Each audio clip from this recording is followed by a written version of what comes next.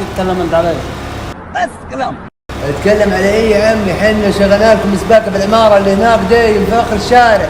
عمارة ايش يا حبيبي؟ ما عندنا عماير ولا عندنا شيء. يعني معيش تدفع الفلوس؟ فلوس ايش؟ 1500 ريال حق الرجاله. يا عمي روح ما عندي فلوس ولا عندي شيء. وات ذا هيل يا اخوان؟ يعني معيش تدفع الفلوس؟ لا ما راح ادفع. حق ايش ادفع؟ طيب يا عتريس يا وداد يا هريده يلا يا حسنين.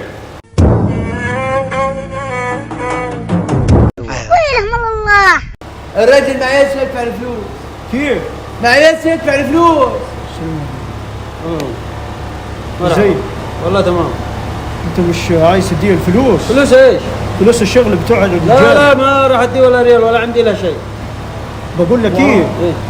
عايزين الفلوس يا عمي عايزين الفلوس. والله ما عندي. امال ايه؟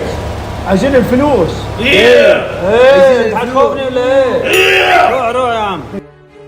أنا ما أناش خايف، أنا مش خايف قسما بالله. لو تجتمع الأمة على أن يضروني بشيء لن يضروني إلا بما كتب الله. دقيقة شوف يا عم ما ترفع صوتك ولا روح. اذكر الله.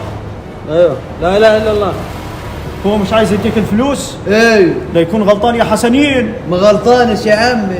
لا يكون غلطان يا حسنين. يا عمي ما غلطانش. يا عمي والله ما عندي لك شيء، ولا اشتغلت عندي، ولا انا شغال بمكيفات، ولا شغال في صدقت والله صدقت.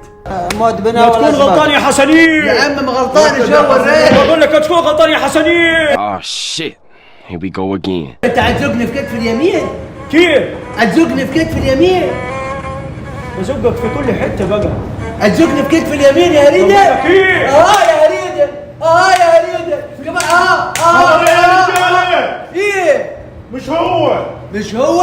مش هو. الرجل مش هو؟ مش هو.